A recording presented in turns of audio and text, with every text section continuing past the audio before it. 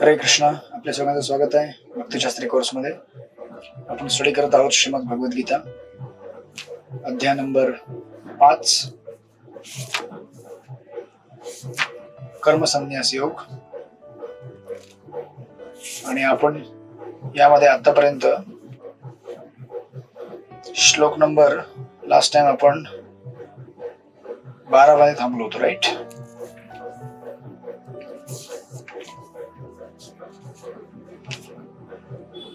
तुम्ही याची जर फोड बघितली आतापर्यंत या अध्यायाची, तुम्हाला लास्ट टाइम दिलं होतं पण तुम्हाला पुन्हा पाठवतो, बघून घ्या.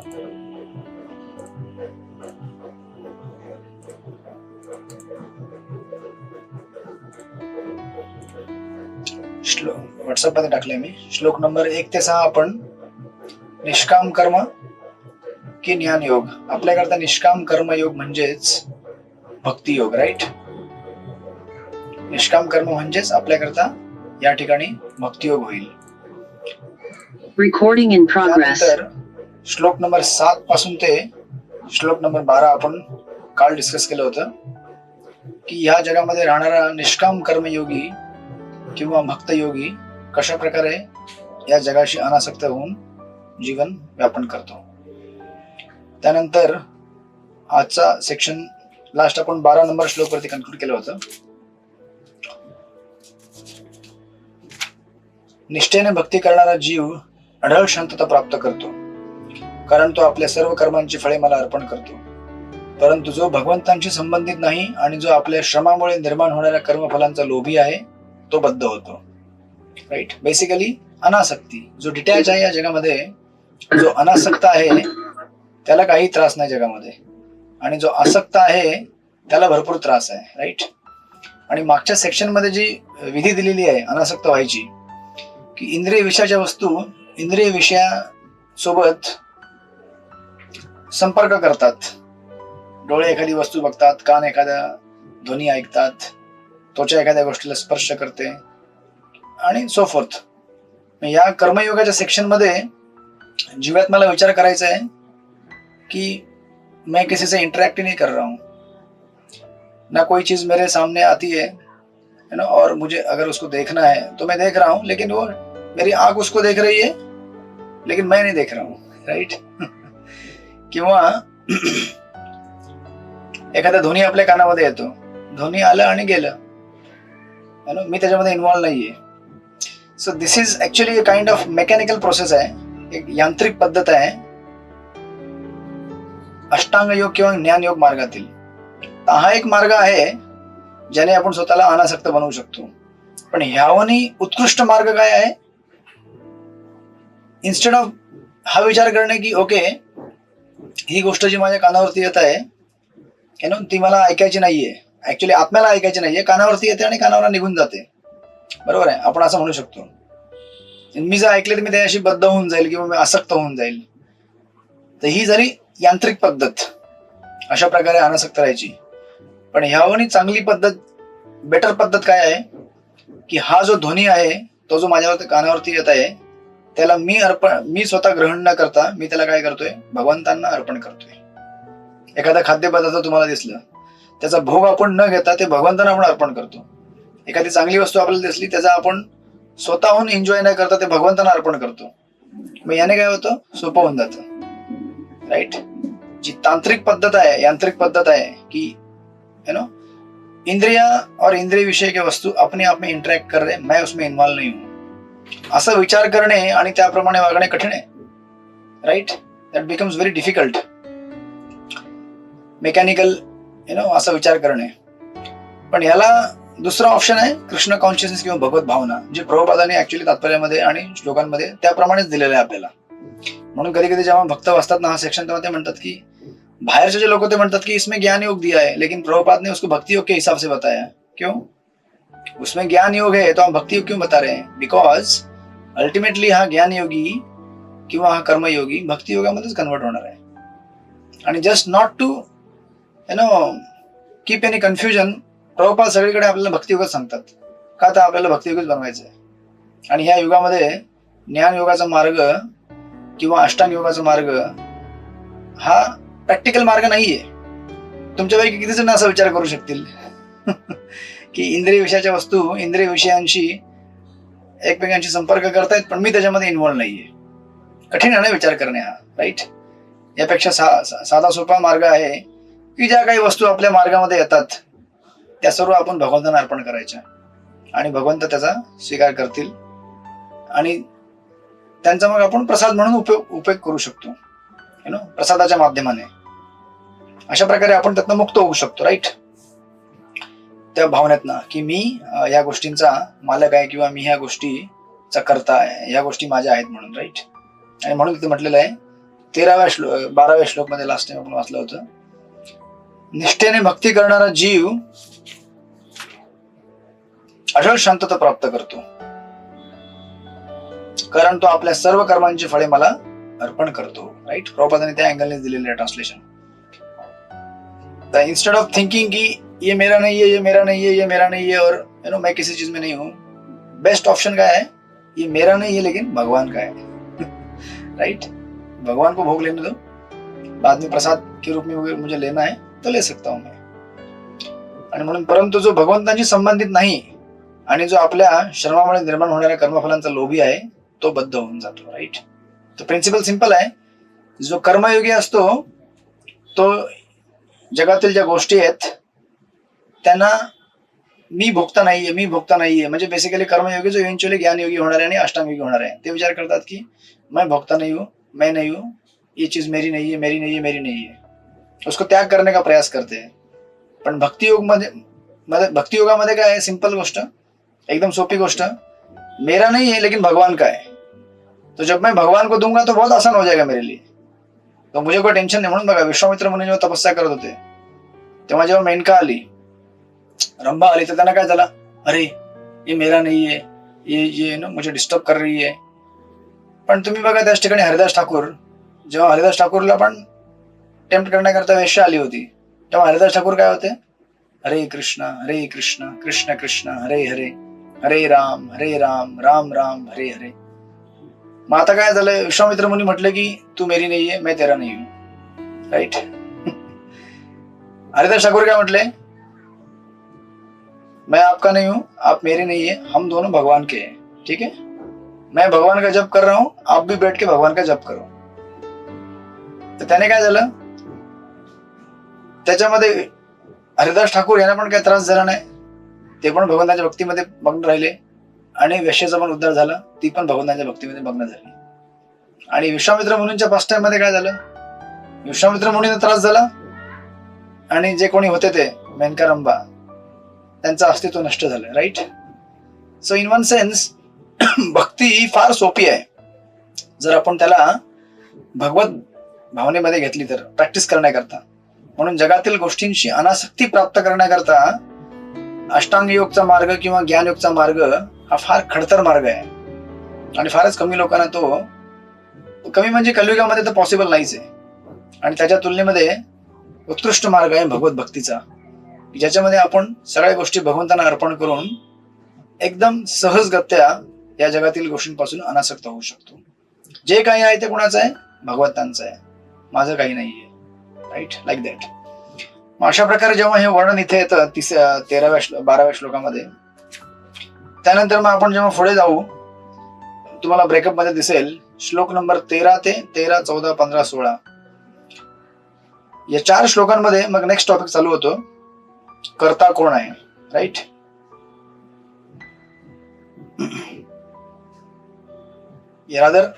या तिथनच पुढे. मग आता कसं आहे ना की एक तर आपण स्टडी केलं की जीव जो आहे, म्हणून तुम्हाला 13व्या श्लोकात दिसेल इथे, स्पेशली 13व्या श्लोकामध्ये जेव्हा तुम्ही याल तेव्हा तुम्हाला क्लिअर होईल की आपण कुठल्या सेक्शन मध्ये एंट्री करतोय. आणि हा ह्या चॅप्टर मधला सर्वात महत्वाचा सेक्शन आहे. सर्वात महत्वाचं म्हणजे बऱ्याचदा आपल्याला कन्फ्युजन राहतं की आता कन्फ्यूजन काय है, पहले समझून घ्यायचा प्रयत्न करा कि प्रॉब्लम क्या है, उसके बाद फिर उसका आंसर क्या है वो ढूंढेंगे हम लोग, ठीक है? आता प्रॉब्लेम, आता तुम्हाला इथपर्यंत कळलं की जीवात्मा जो आहे तो कुठल्या म्हणजे इंद्रिय विषयांच्या वस्तू आल्या किंवा त्याच्याशी संपर्क केला तरी तो म्हणतो की मैं तो इन्वॉल्व नहीं हूं इसमें, राइट? मैं इससे अलग हूं. ये दोनों चीजें आएंगे, आपस में मिलेंगे, लेकिन मुझे कुछ लेना देना नाही, राईट. आता ह्या चॅप्टरच्या फ्लो मध्ये मग आता कसं होईल की 13वा श्लोक वाचा. कोण वाचेल? प्रमोद जाधव प्रभू वाचा श्लोक नंबर 13. हरे कृष्ण प्रभुजी. सर्व कर्माणि मनसा संन्यास्य आस्ते सुखम वशी नवद्वारे पुरे देही न एव कुर्वन् न कारयन्. जेव्हा देहधारी जीव आपली प्रकृती संयमित करतो आणि मनाद्वारे सर्व कर्माचा त्याग करतो, तेव्हा तो कर्म न करता तसेच कर्म न करविता 9 द्वारे असलेल्या या नगरात म्हणजेच भौतिक शरीर सुखाने राहतो. ओके. हरे कृष्ण. हरे कृष्ण. बघा आता कसं आहे, 13 आणि 14 हे जे 2 श्लोक आहेत, व्हेरी इंटरेस्टिंग. आणि इथं तुम्हाला आता प्रश्न तयार होईल की आपलं सेक्शन काय आहे, कर्ता कोण आहे, राईट. मग आता इथे 13व्या श्लोक मध्ये बघा काय लिहिलेलं आहे.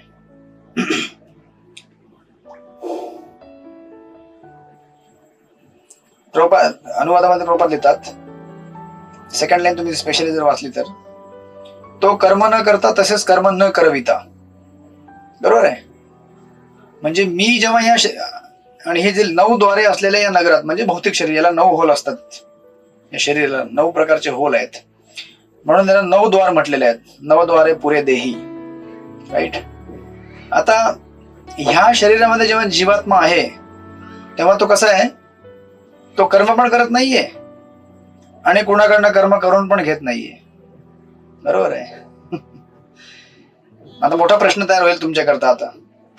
आणि हा सेक्शन जर तुम्ही व्यवस्थित समजून नाही घेतला तर फार कॉम्प्लिकेशन होतील तुम्हाला या चॅप्टरला समजायला आणि पुढे समजून घ्यायला. म्हणून ह्याला व्यवस्थित ध्यान देऊन ऐका. आता प्रश्न काय आहे की जीव हा काय करत नाही किंवा कुणाकडनं काय करून घेत नाही. म्हणजे से फॉर एक्झाम्पल, आता मी समजा इथे आहे, मी टीचिंग करतो तुम्हाला, राईट. मग ह्या श्लोकाच्या अर्थप्रमाणे असं होईल की मी तुम्हाला शिकवत नाहीये, राईट. मी कुठलाही कर्म करत नाहीये किंवा मी तुमच्याकडनं कुठलं कर्म करून घेत नाहीये, राईट. तो कर्म न करता तसेच कर्म न करविता. मग तुम्ही म्हणाल की फिर क्या हो रहा है, मैं बोल रहा हूं और आप सुन रहे हैं. सामान्य भाषेमध्ये काय समजलं जाईल की मी बोलते, तुम्हाला शिकवते, तुम्ही ऐकताय, तुम्ही ग्रहण करून घेताय. पण कर्मयोगाच्या भाषेमध्ये इथे ह्या क्षणाला काय आहे की मी शिकवत नाहीये आणि मी कुणाकडनं शिकवून पण घेत नाहीये, तुम्ही शिकवून पण घेत नाही कुणाकडनं. मग काय चाललंय एक्झॅक्टली? सर्वात मोठं कॉम्प्लिकेशन तुम्हाला आता इथे भेटेल. पहिले तुम्हाला प्रश्न समजला पाहिजे, मग उत्तर शोधता येईल आपल्याला, राईट. मग आता आपण याला ओके, तात्पर्यामध्ये जर गेलो आपण, ठीक आहे. प्रॉपर तात्पर्यामध्ये लिहितात, देहधारी जीव हा 9 द्वारे असलेल्या नगरात राहतो. देहाची किंवा देहरूपी नगराची कर्मे प्रकृतीच्या विशिष्ट गुणांद्वारे आपोआपच केली जातात. व्यवस्थित लाईन वाचून घ्या ती. देहधारी किंवा देहरूपी नगराची कर्मे प्रकृतीच्या विशिष्ट गुणांद्वारे आपोआप केली जातात. जीव जरी शरीरावस्थेमुळे प्रभावित होत असला तरी त्याची इच्छा असल्यास तो त्या शरीरावस्थेच्या पलीकडे जाऊ शकतो, राईट. आपल्या श्रेष्ठ प्रकृतीचे विस्मरण झाल्यामुळे तो भौतिक देहाशी तादात्म्य करतो आणि म्हणून तो दुःख भोगतो. आता तुम्हाला दिसेल की प्रभुपाद ऍक्च्युली याच्यामध्ये काय करतायत, उत्तर देत आहेत की जीव, आता प्रश्न सिंपल आहे, जीव करता नाहीये, बरोबर आहे, किंवा करता आहे, आपल्याला शोधून काढायचं आहे. कोण करता आहे? प्रभुपादाने ऍक्च्युली उत्तर दिलेलं आहे. तुम्हाला आता उत्तर इतक्यात समजणार नाही काय एक्झॅक्टली चाललंय, पण प्रभुपाद नेहमी एक स्टेप ऍडव्हान्स मध्ये असतात. जेव्हा आपण पुढचे 2 श्लोक पूर्ण करू तेव्हा तुम्हाला पुन्हा याच्यावरती बॅक, या श्लोकच्या तात्पर्यावरती तुम्हाला लगेच कळेल तेव्हा, मग राईट. मग आता तुम्ही जर नेक्स्ट श्लोकला जाल, श्लोक नंबर 14 वाचा.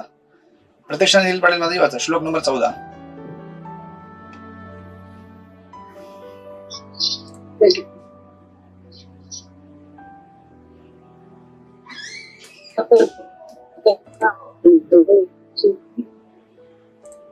आवाज क्लिअर नाही माताजी.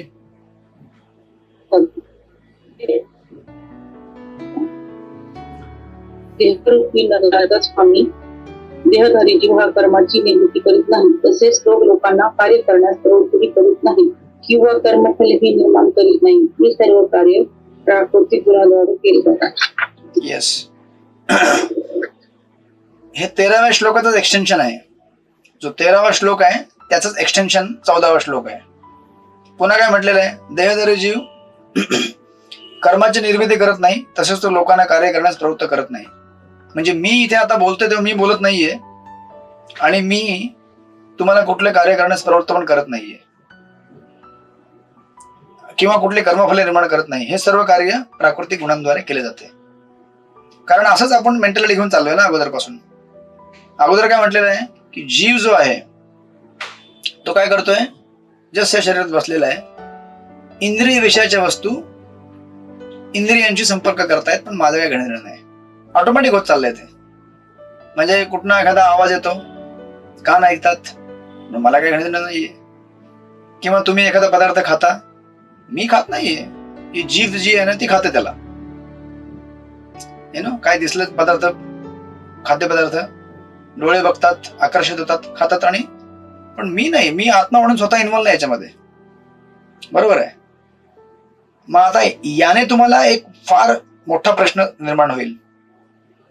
तो इसका मतलब ये है कि जीव जो है वो ना तो कोई पाप करता है ना कोई गलत काम करता है, असा अर्थ निघेल ना यात ना.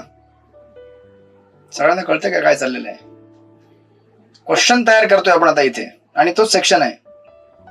जर आपण असं म्हटलं की तो लोकांना कुठले कार्य करण्यास प्रवृत्त करत नाही किंवा त्याला कुठले कर्मफल निर्माण करत नाही, कुठल्या कर्माची निर्मिती करत नाही, मग आता तुम्ही म्हणाल की अच्छा, लेकिन फिर अगर मग याला 2 बाजू दिसतील तुम्हाला, रादर 3 बाजू.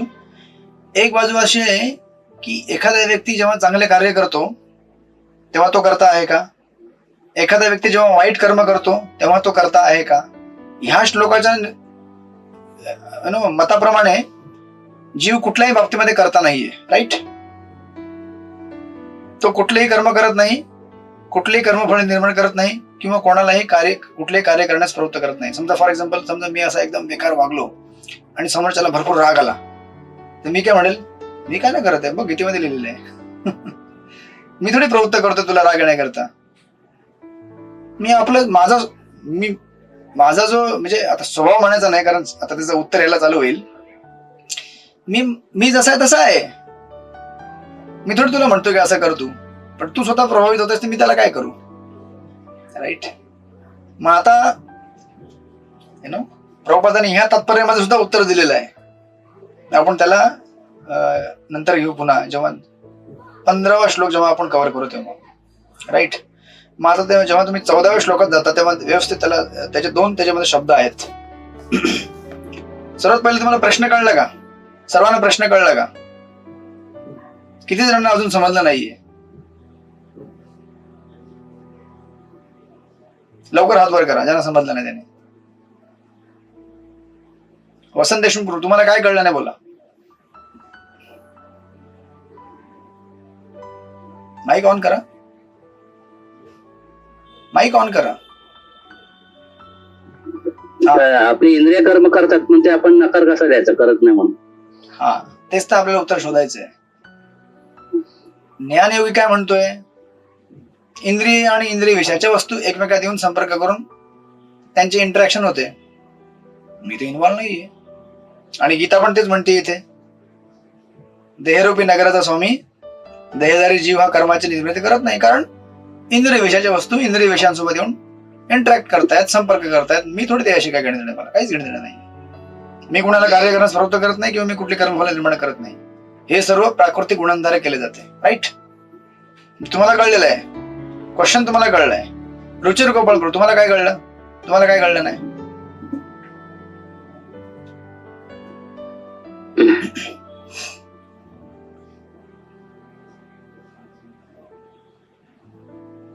हरे कृष्ण. हा, हरी बोल. येस येस, बोला प्रभू.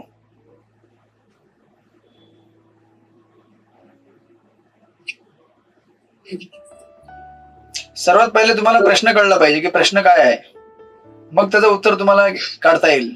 आपल्याला प्रश्नच नाही कळला तर उत्तर कसं काढणार आपण. बरोबर आहे का नाही. प्रश्नच नाही कळाला मला. असं बोला ना मग. प्रश्न सिंपल आहे. आपण मागच्या सेक्शन मध्ये काय स्टडी केलं होतं?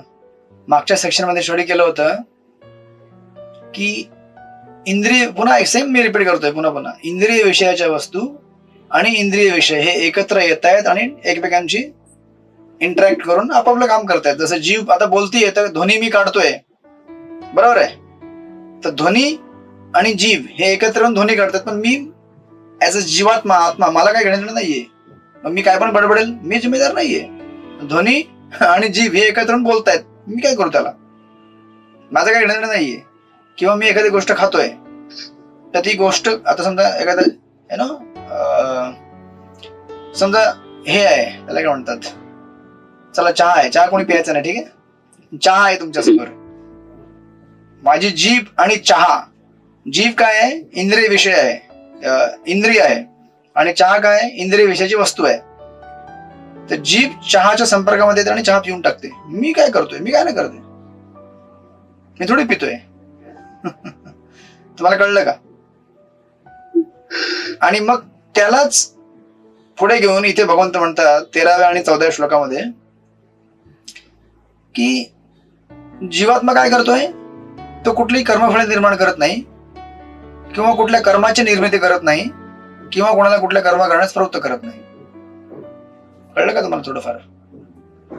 जीवात्मा जबाबदार नाहीये कुठल्या गोष्टी करता, बरोबर आहे.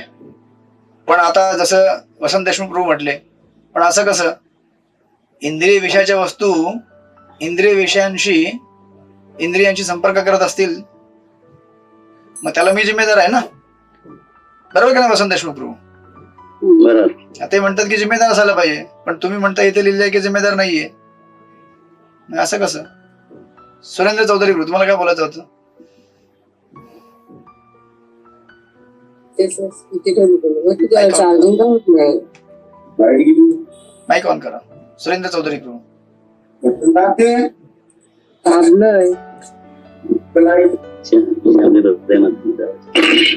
हरे कृष्ण प्रभूजी. हा, येस, प्रमोद जाधव प्रभू बोला. हा, हे सर्व कार्य प्राकृतिक गुणांद्वारे केले जाते हे समजत होतं. तेच तर आपल्याला समजायचंय. तुम्हाला एवढं कळलं का? जीव करता नाहीये हो. किंवा तो कुठली कर्मफळ निर्माण करत नाहीये किंवा तो कोणाकडनं काय कार्य करून घेत नाहीये. हे सगळं प्रकृतीच्या 3 गुणांद्वारे, प्रकृतीचे 3 गुण म्हणजे काय, सत्वगुण, रजगुण, तमगुण, हे गुण आपल्याकडनं करून घेत आहेत, बरोबर आहे. म्हणजे समजा जर जीभ रजोगुणी असेल तर तिला रजोगुणी पदार्थ आवडतात. एखाद्याची जीभ सत्वगुणी असते तिला दुधाचे पदार्थ आवडतात. एखाद्याची रजोगुणी असेल त्याला तिखट मिरची आवडते. एखाद्याची तमगुणी असेल त्याला शिळे 10 दिवसापूर्वीचे पाव आवडतात. ते तुम्ही काय घेतात, बटर आणि खारी. पण जीवात्मा काय आहे, मी इन्व्हॉल्व नाहीये, मला काय गणित नाहीये. जीभ माझी मागते, मी काय करू त्याला, I have nothing to do. तुम्हाला कळलं का प्रमोद जाधव प्रभू? प्रकृतीच्या 3 गुणांद्वारे म्हणजे बेसिकली, येस, प्रकृतीचे 3 गुण जी आहेत ती ऍक्टिव्हिटी करतात आपल्याला, बरोबर आहे का नाही? अजून कोणाला कळलं किंवा नाही कळलं, हात वर करा लवकर. जे लोक अदृश्य आहेत त्यांचं तर कळणार नाही आपल्याला काय कळते की नाही कळत. जे दिसतायत ओके, कारण तुम्हाला प्रश्न जर नाही कळला तर उत्तर कळणार नाही. कारण आपलं उत्तर जेव्हा शोधायचं असतं तेव्हा पहिले प्रश्न कळला पाहिजे की क्या क्वेश्चन आहे. तुम्ही परीक्षेमध्ये जेव्हा पेपर लिहिता तेव्हा तुम्हाला प्रश्नच कळला नाही तर उत्तर काय देणार तुम्ही? पहिले आपल्याला प्रश्न कळला पाहिजे, राईट? प्रभूजी, हरे कृष्ण प्रभूजी, बोला. आपल्याला जे चहाची इच्छा होते, अगोदर मनात इच्छा तयार होते, मग जीभेवर येतं. येस, तुम्ही आता काइंड ऑफ आन्सर घ्यायला चालू केलेलं आहे. आता तुम्ही आन्सर मध्ये येते. हा, तेच तुम्ही आता उत्तराकडे चाललेला आहात, उत्तर घ्यायला. ते आपल्याला चालू करायचे, तेच ती एक स्टेप आहे तुम्ही प्रोड्यूस करता येते. पण इन वन सेन्स मी असं म्हणू शकतो ना की मैं क्या करूं, वो जीभ बोलती है लेकिन मैं नहीं चाहता हूं. राइट? जीभ बोल रही है, मुझे क्या लेना देना है, आई एम नॉट इन्वॉल्व्ड. बरोबर आहे का? Something like that. मग आता ह्याला उत्तर देताना ह्या सेक्शन मध्ये एकदम महत्वाचं पुढचा जर तुम्ही श्लोक वाचलात नेक्स्ट श्लोक, याचं पण तात्पर्य आपण नंतर घेऊ. आता मग असं जर कोणी बोलेल, असं कोणी बोलू शकतो ना. भगवंतांनी 2 श्लोक सांगितले, श्लोक नंबर 13 आणि 14. मग भगवंतांनी म्हटलं की अरे ये तो ठीक है, लेकिन अभी इसका देखो रिप्रकर्शन क्या होगा. मग आता तुम्ही जर 14 नंबर श्लोक घ्या, 1 मिनिट, त्याला आपण थोडंसं फोड करून त्याचा हे बघूया, विवेचन. कॉन्सेप्ट सिंपल आहे, तुम्हाला लगेच समजेल, असं काय एवढं हे नाहीये, पण प्रश्न आपल्याला नीट कळला पाहिजे म्हणून मी थोडासा त्याच्यावरती प्रकाश टाकतोय. मग आता 14व्या श्लोक मध्ये तुम्ही बघा 2 शब्द तुम्हाला दिसतील. कुठे गेलं, 14. स्वभाव तुम्हाला दिसतोय, स्वभाव शब्द, न कर्मफल संयोगम स्वभाव वस्तू प्रवर्तते. स्वभाव म्हणून काय आहे, एक शब्द आहे, त्याचा तात्पर्यामध्ये वटवड मध्ये दिलेला अर्थ प्रकृतीचे गुण, बरोबर आहे.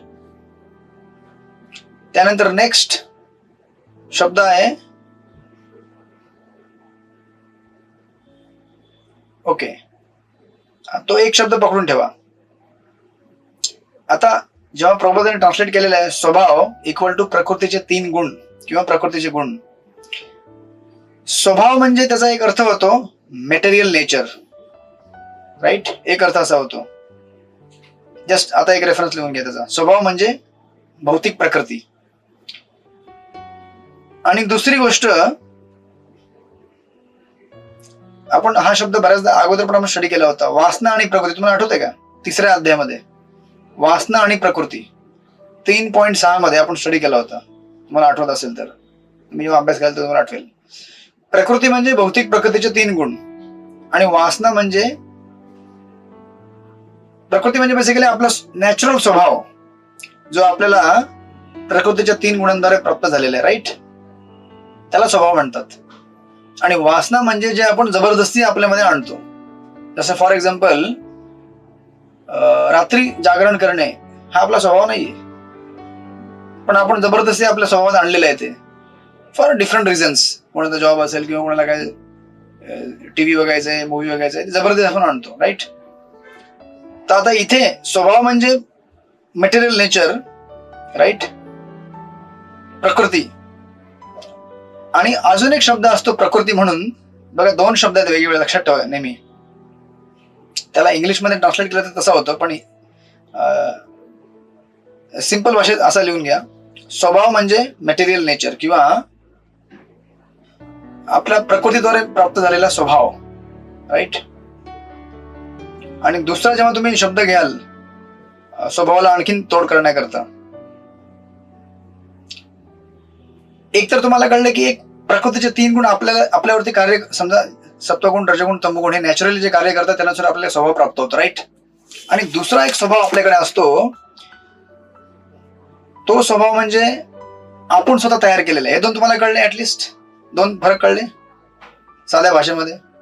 एक स्वभाव आहे तो प्रकृतीचे 3 गुण जे नॅचरली आपल्यामध्ये आहेत ऍज पर अवर सायकोफिजिकल नेचर आणि पास्ट कर्माचा आपल्यावरती त्याच्यानुसार.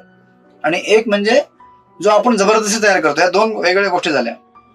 मग आता ह्या श्लोकाच्या अनुसार, आता इथे काय दिलेलं आहे, या श्लोकाच्या लास्टच्या लाईनीमध्ये, अनुवादामध्ये, हे सर्व कार्य प्राकृतिक गुणांद्वारे केले जाते, बरोबर आहे.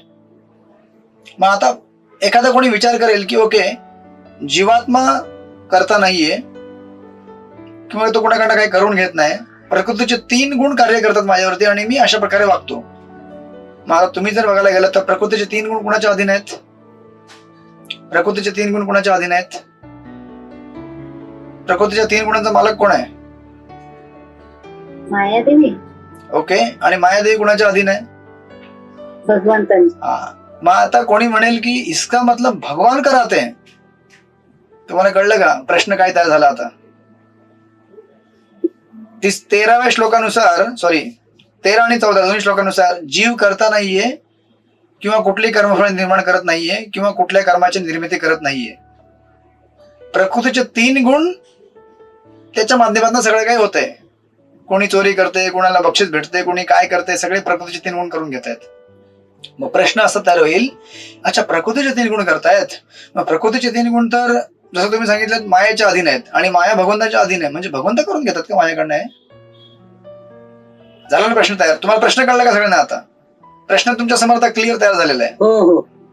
की प्रकृतीचे 3 गुण माझ्यावरती कार्य करून माझ्याकडनं या गोष्टी करून घेतात, म्हणजे भगवंत त्याला जबाबदार आहेत. राईट. आणि म्हणून हा प्रश्न आहे. मग आता याला उत्तर, प्रश्न सगळ्यांना क्लिअर झाला. आता ह्या प्रश्नाला उत्तर देताना मग भगवंत काय विचार करतात, ओके ऐसा मैंने बोल दिया तो अभी कोई अगर ऐसा सोचेगा कि इसका मतलब मैं जिम्मेदार हूं, मैं किसी से पाप करवाता हूं या अच्छी चीजें करवाता हूं, कोणाकडनं काही चांगले कार्य घडतात त्याला मी जबाबदार आहे, कोणाकडनं काही पापमय कार्य घडतात त्याला मी जबाबदार आहे, किंवा कोणाकडनं काही घडत नाही मी जबाबदार आहे. नाही. म्हणून बघा श्लोक नंबर, जेव्हा तुम्ही 15 जाल वाचा,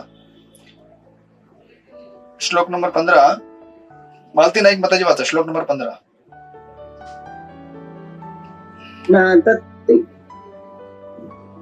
हरे कृष्ण. येस माताजी वाचा. नादत्ते कल्पचित् पापं न चैव सुकृतं विभो अज्ञानेनावृतं ज्ञानं तेन मुह्यन्ते जन्तवः.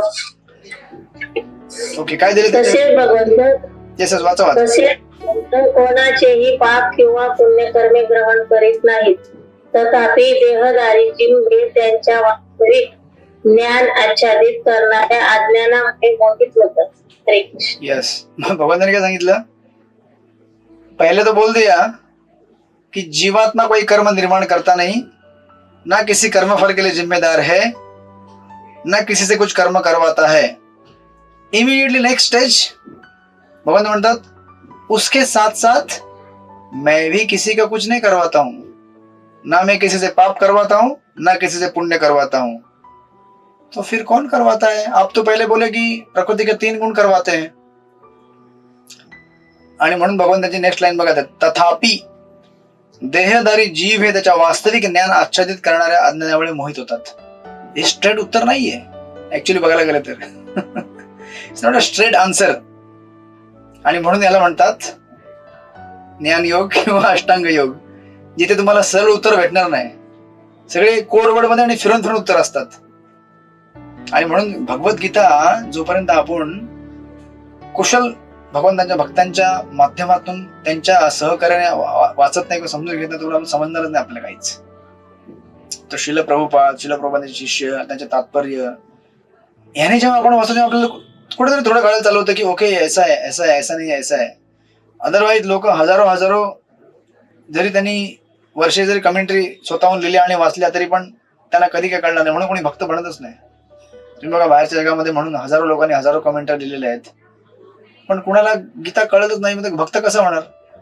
जेव्हा तुम्ही समजा तुम्हाला डॉक्टर बनायचंय, MBBS डॉक्टर बनायचंय, तुम्ही MBBS ची पुस्तकं स्टडी कराल, मेडिकलचे अभ्यास कराल, तुम्हाला कळेल तेव्हा तुम्ही डॉक्टर बनाल ना.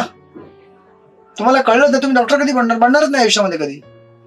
त्याच प्रकारे इथे या लोकांना भगवंतांची भगवद्गीता समजतच नाही, म्हणजे भक्त कशीच बनणार, कधी बनूच शकत नाही आणि बनणारच नाहीत ते. सो दॅट्स वाय प्रामाणिक आचार्यांच्या कमेंट्री वाचणे फार जरुरी आहे. आणि प्रभुपाद एवढे एक्सपर्ट आहेत की त्यांनी श्लोक नंबर 13 पासूनच उत्तर द्यायला चालू केले तात्पर्यापासून. का तर पहिल्यापासून कन्फ्युजन नको व्हायला. जिथे भगवंतांनी सुरुवात केली 13 मध्ये सांगायला की देहधारी जीव कोई करता नाहीये, प्रभुपाद तात्पर्य तिथनं 13चं तात्पर्य, 14 तात्पर्य आणि 15 मध्ये तात्पर्यामध्ये आणखीन क्लिअर करून टाकला एकदम स्ट्रेट. मग आता आपण ह्याला 1 बाय 1 ब्रेक करून घेऊया. आता बघा, सगळ्यांना आय होप कळलेलं आहे. ज्यांना नाही कळलं त्यांनी नंतर रेकॉर्डिंग ऐका आणि क्लिअर करून घ्या. तरी नाही कळलं तरी मग मला फोन करा किंवा बाकी लोकांना फोन करा ज्यांना कळलेलं आहे. मग आता इथे भगवंतांनी शब्द का वापरला सेकंड लाईन मध्ये बघा, त्यांनी उत्तर कसं दिलं बघा भगवंतांनी, अज्ञानेन आवृत्तम ज्ञानम तेन मुह्यन्ति जंतव. ये जो जीव है ना, इसका बड़ा प्रॉब्लम है. क्या प्रॉब्लम है? ये जीव अज्ञान की वजह से क्या होता है, मोहित होते रहता है. आणि म्हणून अनुवादामध्ये लिहिलं बघा प्रभुपादांनी, जीव हे त्याच्या वास्तविक ज्ञान आच्छादित करणाऱ्या अज्ञानामुळे मोहित होतात. बरोबर आहे. आता ह्याला आणखीन क्लिअर करण्याकरता आपण एक काम करूया. ओके, सर्वात पहिली गोष्ट ही आहे की हा शब्द घ्या, मुह्यंती. मुह्यंती शब्दाचा अर्थ काय होतो? मोहित. जीव काय झालेला आहे? गोंधळलेला आहे, मोहित झालेला आहे. असा गोंधळलेला जीव किंवा मोहित झालेला जीव त्याला कळत नाही की प्रश्न काय आणि उत्तर काय आहे. आणि म्हणून तो म्हणतो की या तो टीचर जिम्मेदार है, मुझे समझ में नहीं आया. है ना. सेन्सिबल स्टुडंट असेल त्याला कळतं की टीचर जिम्मेदार आहे, किंवा टीचरला कळतं की मैं ठीक से समझा नहीं पाया. एकदा एका जेएसटी कोर्स मध्ये आमच्या एका सिनियर प्रीचर आहेत, तिथे तो एक श्लोक होता, दुग्धा गोपाल नंदना. है ना. भगवंतांना काय वाटलं की भगवंत काय करतायत, हे गोपाळ आहेत. है ना. ते उपनिषद रूपी गायींचं दूध काढून अर्जुन काय आहे, अर्जुन वासुदेव त्याला पाचतायत भगवद्गीता रूपी ज्ञान. उपनिषद सार आहे भगवद्गीता. एकाने प्रश्न विचारला ऑडियन्स मधनं लेक्चर झाल्यावरती, या आपने लेक्चर में बोला दो गधा, दोगधाला ते काय म्हणतात, दो गधा. त्याला म्हटलं की इसका अर्थ दो गधा. म्हटले दो गधा कोण आहे. ते म्हटले की एक गधा तू है जिसे समझ में नहीं आया, और दूसरा गधा मैं हूं जो मैं समझा नहीं सका. ठीक है. राइट. दोगधा. जसं काही लोक ते कुर्मो अंगानी, ना तो श्लोक आहे ना दुसऱ्या अध्यायामध्ये, त्याच्यामध्ये चाय म्हणून शब्द येतो. लोक म्हणतात अच्छा गीता मध्ये काय चाय पिणं आहे, म्हणजे ज्याला काय सेन्स नाही ते काय पण अर्थ काढू शकतात गीतेमधनं. Right. So something like that. तर एनिवेज, तर इथे एक शब्द दिलेला आहे मुह्यंती. त्याने तुम्हाला क्लिअर होतं की मुह्यंती म्हणजे गोंधळलेला आहे जीव. त्यामुळे त्याला कळत नाही की मुझे क्या करना चाहिए क्या नहीं करना चाहिए. फर्स्ट ऑफ ऑल त्याला क्लिअर होत नाही, म्हणून आयुष्यामध्ये काय करायचं काय नाही करायचं त्याला कळत नाही. नंबर 1. दुसरी गोष्ट, आता तुम्ही म्हणाल की ओके मागच्या श्लोकात काय दिलं भगवंतानी, थोडं टेक्निकल होईल बीट, पण तुम्ही लक्षात ठेवा, तुम्हाला लगेच कळेल. भगवंताने 14व्या श्लोकामध्ये सांगितलं हे सर्व कार्य प्राकृतिक गुणांद्वारे केले जाते. मग आता तुम्ही मला सांगा, प्रकृतीचे गुण हे स्वतःहून कार्य करू शकतात का. प्रकृतीचे गुण हे इनर्ट आहेत. इनर्ट म्हणजे निर्जीव आहेत, ते सजीव नाही आहेत. त्याला कार्यान्वित करणारी शक्ती सजीव आहे मायादेवी, पण प्रकृतीचे गुण स्वतःहून ते चालू शकत नाहीत किंवा बोलू शकत नाहीत. बरोबर आहे का नाही. त्याला ऍक्टिव्हेट करणारा कोणतरी पाहिजे. बरोबर आहे. मग आता भगवंताने तर सांगितलं की मैं एक्टिवेटर नहीं हूं, भले ऐसा दिखता है कि प्रकृति के गुण माया के अधीन है, माया भगवान के अधीन है, तो फिर भगवान करा रहे हैं. बट भगवान ने बोल दिया मैं जिम्मेदार नहीं हूं, तो फिर कौन जिम्मेदार है. और भगवान ने पहले बोल दिया जीव भी जिम्मेदार नहीं है, तो फिर कौन जिम्मेदार है. प्रकृती के गुण स्वतःहून तर काय कार्य करणार नाही. राईट. बिकॉज प्रकृतीचे गुण काय आहेत, इनर्ट आहेत. बरोबर आहे का नाही. मग आता एखादी जेव्हा क्रिया घडते, ती क्रिया घडताना त्या क्रियेला इनिशिएट करणारा कोण आहे. समजा आता इंद्रिय विषयाची वस्तू माझ्यासमोर आली, समजा त्याला काय म्हणतात, एखादा पदार्थ मला दिसला, त्याला मला खायची इच्छा झाली आणि मी ते खाल्लं, तर मी असं म्हणू शकतो की मैंने नहीं खाया, तो जीभ गई और जीभ ने उठाया खा लिया. पण आता इथे भगवंताने क्लिअर केलेलं आहे की मैं जिम्मेदार नहीं हूं, प्रकृती के 3 गुण जिम्मेदार आहे. पण आता आणि अगोदर सांगितलं की जीवात्मा भी जिम्मेदार नाहीये, पण प्रकृतीचे 3 गुण स्वतःहून कसं कार्य करतील जोपर्यंत त्याला कोणी हालचाल करणार नाही. म्हणून याला समजण्याकरता बलदेव विद्याभूषण यांनी एक सुंदर निरूपण केलेलं आहे. वेदांत सूत्रामध्ये एक सेक्शन आहे कर्ताधिकरण. आता व्यवस्थित याला समजून घ्या.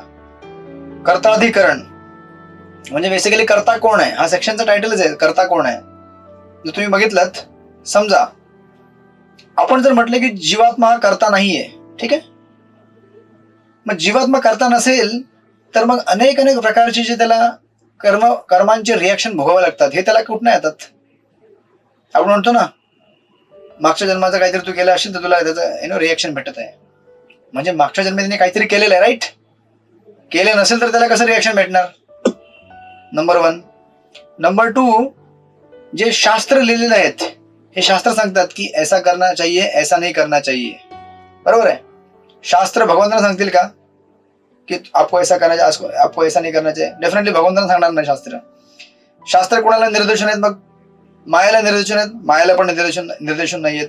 शास्त्र प्रकृतीच्या 3 गुणांना निर्देशन आहेत का. 3 गुण काय ऐकणार, ते इनर्ट आहेत, निर्जीव आहेत, ते पण ऐकणार नाहीत. मग प्रकृतीचे 3 गुण ऐकणार नाहीयेत, माया ऐकणार नाहीये, भगवंत ऐकणार नाहीयेत, मग शास्त्र कोणाकरता आहे ते? आपल्या करता आहेत ना. म्हणजे आपण एखादी क्रिया करतो किंवा करत नाही याचं डिसिजन आपल्याकडे असतं, बरोबर आहे. त्यानंतर आता से फॉर एक्झाम्पल,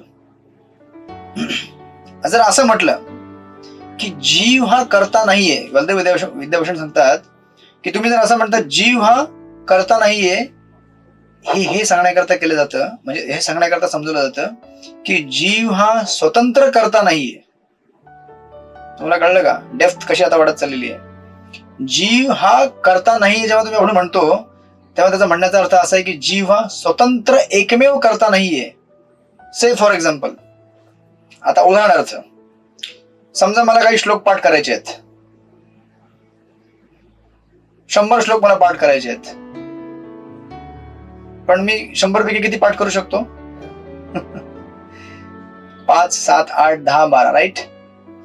म्हणजे याचा अर्थ असं काय, याचा अर्थ काय आहे की मी इच्छा करतो पण मी त्या पूर्ण करू शकत नाही. म्हणजे मी एकटा करता नाहीये, माझ्यावरती कोणतरी सँक्शन करणारा व्यक्ती आहे, त्याने तो जेव्हा पास करेल ओके इसको पूरा याद करने दो, तो मैं पूरा याद कर सकता हूं. किंवा आपण लास्ट टाइम उदाहरण घेतलं होतं, एखादा व्यक्ती जेव्हा त्याला विश्राम करायचा असतो, झोपायचा असतं, पण त्याला कधी कधी झोप लागत नाही, तेव्हा त्याला कळतं की अरे मैं अकेला करता नहीं हूं, मेरे ऊपर और कोई करता है जो सैंक्शन करेगा तब मुझे नींद आएगी, सैंक्शन नहीं करेगा तो नींद नहीं आएगी. आणि मला समजून करता बघा उदाहरण एक 4-5 उदाहरण येतील पुढे, एक उदाहरण पुढे डेप्थ मध्ये वाढत जाईल. नेक्स्ट उदाहरण, कुऱ्हाड तुम्ही बघितलं, कुऱ्हाड एक्स नंबर 1. दुसरी गोष्ट, एक झाड, कोणी झाड तोडू नका पण उदाहरण आहे, ठीक आहे. कुऱ्हाड, झाड आणि झाड तोडणारा लाकूड तोडा, 3 व्यक्ती तुम्हाला दिसले इथे, 3 आयटम. आता तुम्ही मला सांगा कुऱ्हाड आणि झाड हे दोन्ही, कुऱ्हाड जे आहे त्याने झाड तोडतं ना, बरोबर आहे का नाही? पण कुऱ्हाड स्वतःहून जाऊन झाड तोडते का? नाही. मग कुऱ्हाड हातात घेऊन त्याला मारणारा कोणतरी पाहिजे ना. तुम्हाला कळलं का आता रोल काय इथे? प्रकृतीचे 3 गुण, जीवात्मा, राईट, आणि ऍक्शन. आता तुम्हाला कळत चाललंय का? आता ऍटलिस्ट 2 तुम्ही गोष्टी इंट्रोड्यूस केल्या इथे. हा, कोविड प्रो तुम्ही व्यवस्थित आहात ना? उदाहरण समजलं? हरे कृष्ण. Yes yes yes. इथे तुम्ही 2 गोष्टी इंट्रोड्यूस केल्यात. तुम्ही सगळे म्हणत असेल अरे बहुत बडा गणित आहे, पण हे गणित जेव्हा तुम्हाला पूर्ण होईल ना तेव्हा तुम्हाला आनंद वाटेल समजल्यावरती. हे गणितच आहे पण सोपं गणित आहे, पण समजायला पाहिजे आपल्याला. जेव्हा शेवटला तुम्हाला पिक्चर दिसेल ना पूर्ण, तेव्हा तुम्ही म्हणाल अरे हा ये अच्छा ऐसा है क्या, ये डॉट इधर जुड़ता है, इधर डॉट इधर मैच होता है, इधर डॉट सब कनेक्ट होता है पूरा. मग आता 2 गोष्टी मी इंट्रोड्यूस केल्या, एक आहे जीव आणि दुसरा आहे प्रकृती, बरोबर आहे. इथे प्रकृती कोण आहे? कुऱ्हाड. कळले का तुम्हाला? कुऱ्हाड. इथे प्रकृती कुऱ्हाड आहे आणि लाकूड तोडा कोण आहे? लाकूड तोडा कोण आहे? जीवात्मा. जीवात्मा, जीव. 2 गोष्टी तुम्हाला कळल्या का? एक आहे प्रकृती आणि एक आहे जीव, जीवात्मा. हा, जीवात्मा. आणि जीवात्मा जेव्हा इच्छा करतो कि अभी मुझे पेड़ तोड़ना है, तभी जाके वो कुऱ्हाड को उठाएगा और पेड़ को तोड़ेगा. म्हणजे बेसिकली जेव्हा जीवात्मा इच्छा करेल तेव्हा प्रकृती ऍक्टिव्हेट होईल. प्रकृतीचे 3 गुण तेव्हा ऍक्टिव्हेट होतील. प्रकृतीचे 3 गुण स्वतःहून ऍक्टिव्हेट होत नाहीत, जेव्हा जीव इच्छा करेल तेव्हा ते ऍक्टिव्हेट होतात, राईट. आता मग ह्या उदाहरण आणखी पुढे समजून घेऊया. अजून 3रं उदाहरण घेऊन पुढचं, त्याने तुम्हाला आणखीन क्लिअर होऊन जाईल. एक आहे पोलीस, ठीक आहे, एक आयटम आहे पोलीस, दुसरा आयटम आहे गुन्हेगार आणि तिसरा आयटम आहे जज. तुम्हाला 3 दिसले का इथे? पोलीस, गुन्हेगार आणि जज, ठीक आहे. आता तुम्ही मला सांगा याच्यामध्ये पोलीस कोण आहे, जज कोण आहे आणि तिसरा कोण आहे? गुन्हेगार. याच्यामध्ये प्रकृती कोण आहे आणि जीव कोण आहे मला सांगा.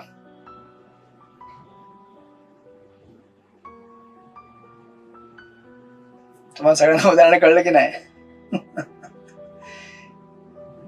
मागच्या उदाहरणामध्ये लाकूड तोडा कोण होता? जीवात्मा. ओके. प्रकृती नाही प्रकृती कुऱ्हाड होती. प्रकृती कुऱ्हाड होती. आणि जीवात्मा झाड होतो. गुन्हेगार. झाड नाही, झाडाला बाजूला ठेवा. हा, म्हणजे तोडायचं. हा, झाड वेगळं. झाडाला इन्व्हॉल्व नका करू आता सध्या. झाड म्हणजे इंद्रिय विषयाची वस्तू आहे ती. राईट. मागच्या उदाहरणामध्ये थांबा पार्थ फिरे करू थांबा जरा. मागच्या उदाहरणामध्ये प्रकृती जरा धीर ठेवा, एकदम पेशन्स ठेवा. कारण हे एकदम जर तुम्ही इथे धीर सोडलं तर तुम्हाला उदाहरण कळणार नाही आणि मग पूर्ण मिसमॅच होऊन माझी मेहनत जाईल, पूर्ण 1 तासाची मागची वाया जाईल. पेशन्स ठेवून ऐका व्यवस्थित. प्रकृती आणि जीव हे तुम्हाला कळले का? 2. प्रकृती म्हणजे भौतिक प्रकृती, प्रकृतीचे 3 गुण, आणि जीव म्हणजे आपण जीवात्मे. राईट. मागच्या उदाहरणामध्ये लाकूड तोडा म्हणजे जीवात्मा होता आणि कुऱ्हाड म्हणजे प्रकृती होती. ह्या उदाहरणामध्ये पोलीस जे आहेत ती प्रकृती आहे. राईट. पोलीस काय आहे? प्रकृती आहे. गुन्हेगार जीवात्मा आहे. आता पोलीस काय करतात? कुणाला पकडतात? गुन्हेगाराला पकडतात. बरोबर आहे. म्हणजे प्रकृती कधी कधी आपल्यावरती हावी होऊन जाते. प्रकृती आपल्यावरती अटॅक करते. प्रकृतीचे 3 गुण, रजोगुण, तमोगुण, सत्वगुण. बरोबर है. तो हम क्या बोलते हैं, अरे बाप रे आज बहुत राजसिक लग रहा है, ऐसा लगता है कि बहुत कहीं घूमने जाऊं, मैं सिनेमा देखूं, पिक्चर देखूं. राईट. दॅट इज राजसिक ऍक्शन आपल्यावरती होते. पोलिसांची ऍक्शन आपल्यावरती होते. मग तुम्ही म्हणाल की अच्छा या किंवा याला दुसरं, किंवा ह्याच उदाहरणामध्ये पकडून ह्याच उदाहरणामध्ये धरून ठेवा. पोलीस जेव्हा गुन्हेगाराला पकडतात तेव्हा गुन्हेगाराला जेलमध्ये टाकायचं की नाही टाकायचं ह्याचा निर्णय कोण घेतं? जज. हा. मग जज कोण झाला? आता इथे 3रा आयटम इंट्रोड्यूस केलेला आहे, सुपर सोल किंवा भगवान किंवा परमात्मा. प्रकृती, जीव आणि परमात्मा. राईट. जेव्हा गुन्हेगार चोरी करतो तेव्हा पोलीस म्हणजे प्रकृती त्याला काय करते? शिक्षा देते. पण कोणाच्या निर्देशाखाली? भगवंतांच्या निर्देशाखाली. जेव्हा भगवंत म्हणतात इसने गलत किया, इसको सजा दो. आणि ऍट द सेम टाइम एखादा चांगला व्यक्ती चांगली गोष्ट करतो तेव्हा प्रकृती त्याला रिवॉर्ड पण करते. पण प्रकृती स्वतःहून रिवॉर्ड करू शकत नाही. प्रकृतीला सँक्शन लागतं भगवंतांचं. आणि म्हणून प्रकृतीला म्हणतात इन्स्ट्रुमेंटल कॉज, माध्यम. बरोबर आहे. पोलीस इथे माध्यम आहेत, कुऱ्हाड तिथे माध्यम आहे झाड तोडण्याकरता. पण झाड का तुटलं? कुऱ्हाडीने तोडलं म्हणून तुटलं का झाड? मग का तुटलं? Super soul. नाही मागच्या उदाहरणामध्ये सुपर सोल. एक मिनिट, जीवात्मा. कन्फ्युज नका करू. हा. मागच्या उदाहरणामध्ये समजा एखाद्याने झाड तोडलं, झाड कुऱ्हाडीने तोडलं की लाकूड तोड्याने तोडलं? मला सांगा. हा. कुऱ्हाड काय आहे? कुऱ्हाड माध्यम आहे ना. कुऱ्हाड कशी तोडणार स्वतःहून झाड? तुम्हाला कळलं का? कुऱ्हाड स्वतःहून झाड तोडणार नाही, लाकूड तोडा झाडाला तोडेल. बरोबर आहे का नाही? कुऱ्हाड फक्त माध्यम आहे, इन्स्ट्रुमेंट, प्रकृती आहे ती. आणि ते झाड तुटेल की नाही तुटेल याचं सँक्शन कोण करेल? परमात्मा. कि आज इसके नसीब में लकड़ी तोड़ के लेके जाना है कि नहीं, ये भगवान डिसाइड करेंगे. तोड़ने का काम तो करेगा वो, पर कितना टूटेगा नहीं टूटेगा वो हम गॅरंटी नाही दे सकते. म्हणून तुम्हाला आता इथे कळेल, तुम्हाला 3 फॅक्टर इथे दिसतील.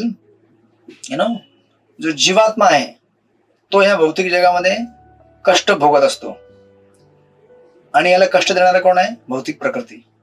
पण भौतिक प्रकृती स्वतःहून कष्ट देत नाही. भौतिक प्रकृतीला भगवंत आज्ञा करतात की त्याला कष्ट दे, किंवा त्याला बक्षीस दे, किंवा त्याला काय करू नकोस. राईट. बेसिकली पाप पुण्य किंवा त्याच्या पलीकडे. एखाद्याला रिवॉर्ड भेटेल, एखाद्याला पनिशमेंट भेटेल. रिवॉर्ड देणे किंवा पनिशमेंट देणे कोणाच्या हातामध्ये आहे? प्रकृतीच्या हातामध्ये आहे. बरोबर आहे का? नाही. कोणाच्या हातामध्ये आहे? भगवंतांच्या. भगवंत जेव्हा म्हणतील. म्हणून बघा ना, तुम्ही समजा आज तुम्ही निघालात जॉबवरती, दिवसभर तुम्ही कष्ट केलेत. आता तुम्हाला किती पगार द्यायचा किंवा नाही द्यायचा कोण ठरवतं? कोण ठरवतं? आपले कर्म तर ठरवतातच, पण त्याच्याहूनही पलीकडे कोण ठरवतं? भगवान ठरवतात ना. भगवंत नाहीतर मग एकाच ठिकाणी काम करणारे दोन व्यक्ती, एखाद्याला भरपूर पगार त्याचं प्रमोशन होतं, दुसऱ्याचं होतच नाही का? कारण सँक्शनिंग कॉज जो आहे भगवंत, ते आपल्या पूर्वकर्मानुसार आपल्याला अकॉर्डिंगली अवॉर्ड करतात किंवा करत नाहीत. राईट.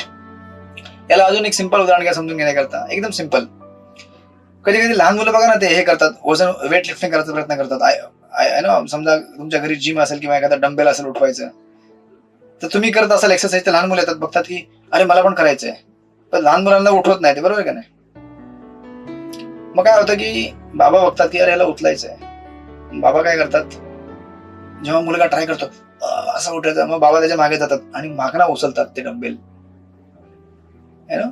आणि मुलांनी तिथं हात ठेवलेला असतात, त्याला वाटतं की अरे मैंने उठाया. अरे तूने नहीं उठाया, पीछे से पापा ने आके उठाया, तभी तेरे हाथ से उठाओ. मग आता इथे प्रकृती काय आहे?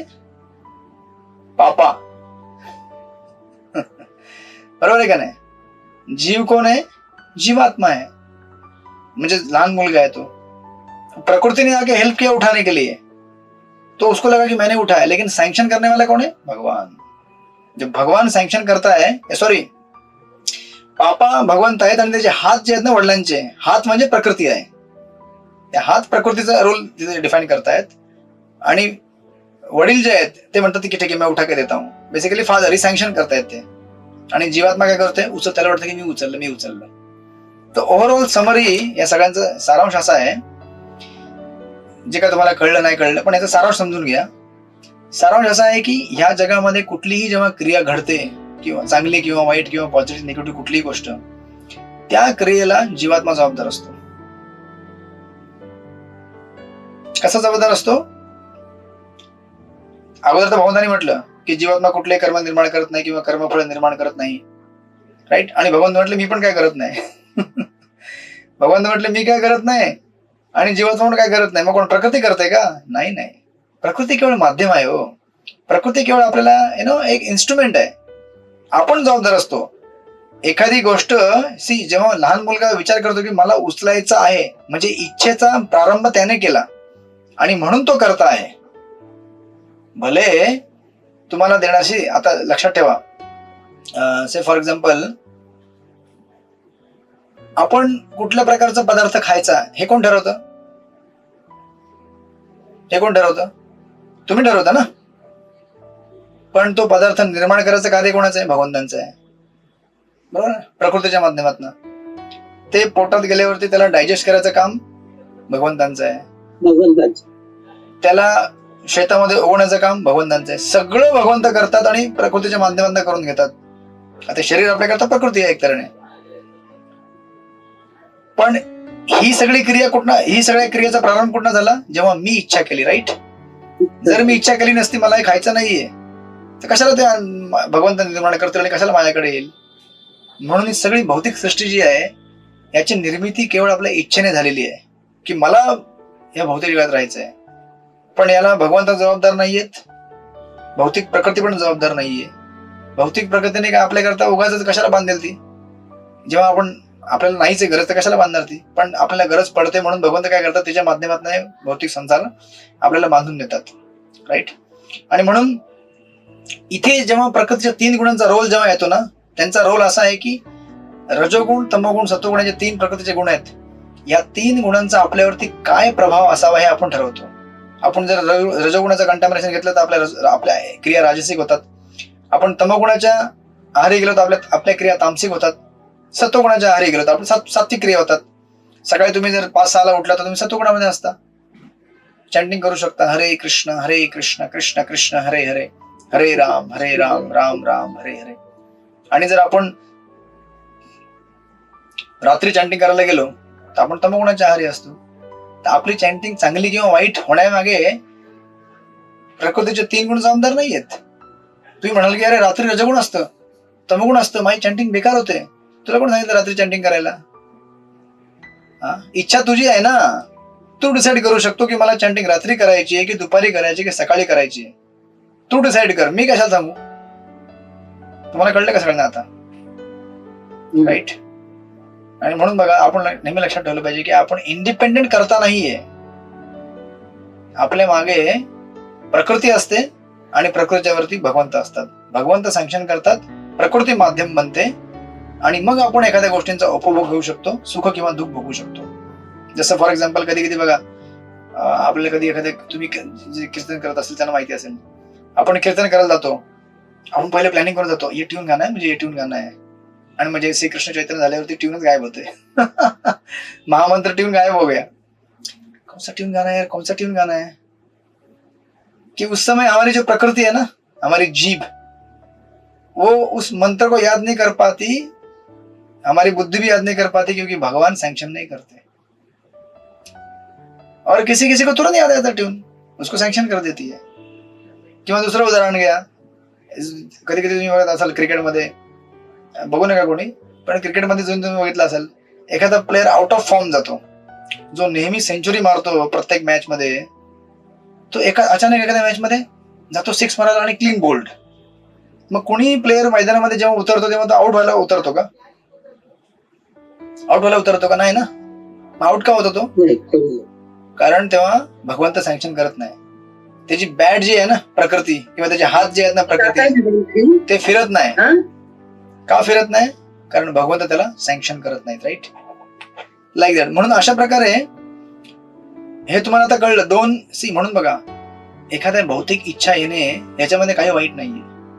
आपल्या मनामध्ये एखाद्या भरपूर इच्छा येतील, पण त्या भौतिक इच्छांवरती कार्य करणे याच्यामध्ये प्रॉब्लेम आहे. अनेक इच्छांचा सागर आपल्या मनामध्ये येईल, ये करना है वो करना है, लेकिन उसके ऊपर एक्शन करना, इसके लिए हम जिम्मेदार है. अगर आपने एक्शन किया उसके लिए आप जिम्मेदार है. इच्छा तो आती रहेगी, उसके क्या करें, आपने वैसा सरकमस्टेंस बना के रखा है ना कि इच्छा आएगी आपके ऊपर. राइट. आणि म्हणून ना इथे सुपर सोल जिम्मेदार आहे परमात्मा, ना प्रकृती जिम्मेदार आहे. इसमें जीव जिम्मेदार आहे, पण जीव स्वतःहून असं दिसत नाही करता म्हणून, कारण जीव ऍक्च्युअली करत नाही काही. सत्य काय बघा, जीव ऍक्च्युअली काही करत नाही. कारण समजा एखाद्याने क्रिकेट मॅच मध्ये सेंचुरी मारली, सेंचुरी मारण्याकरता काय लागतं? हात लागतात, बरोबर आहे.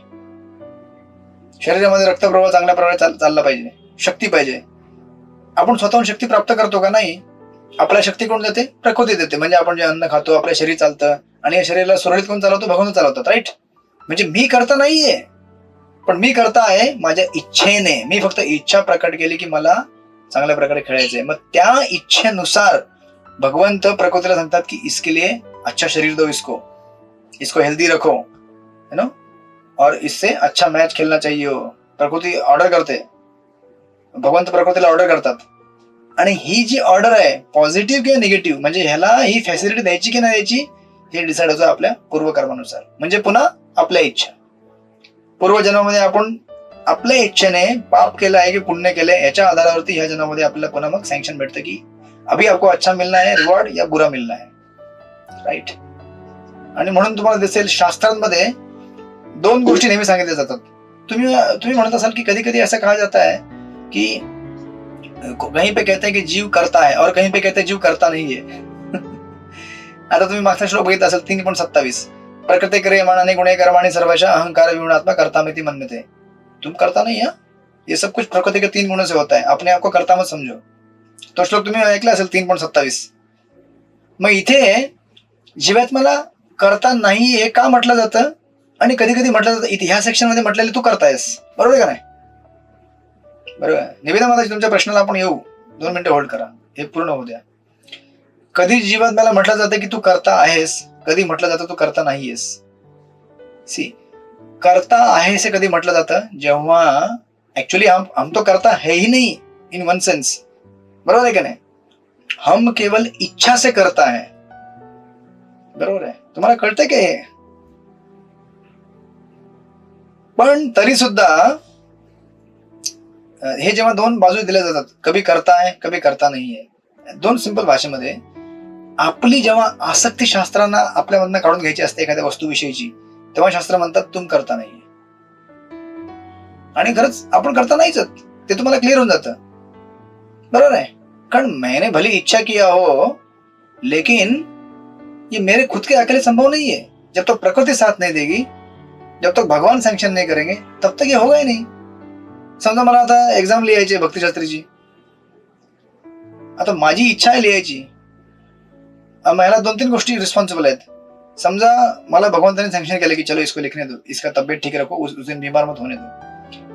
ठीक आहे, आता म्हणजे प्रकृती पण व्यवस्थित आपली आहे आणि भगवंताने पण सँक्शन दिलं की याला लिहू द्या, पण मी अभ्यासच नसेल केला, तुम्ही काय लिहिणार दगड? म्हणजे माझं पूर्वकर्म जे आहे ते ऍक्शन मध्ये येतं इथे, पास्ट लाईफचं. म्हणून it's not just present life. म्हणजे किती किती कॉम्प्लेक्स आहे एक तऱ्हेने बघायला गेलं तर.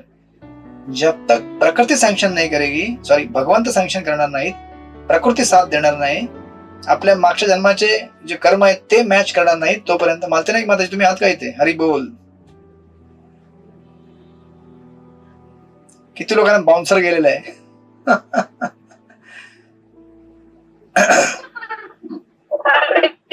कृष्ण प्रभू जय हो. कृष्ण प्रभू जय हो. हो ठीक आहे. हरे कृष्ण. हरे कृष्ण प्रभू. येस येस, कळेल तुम्हाला, थोडंफार कळलं असेल. जास्त कॉम्प्लिकेटेड नाही, सिम्पल आहे. ठीक आहे.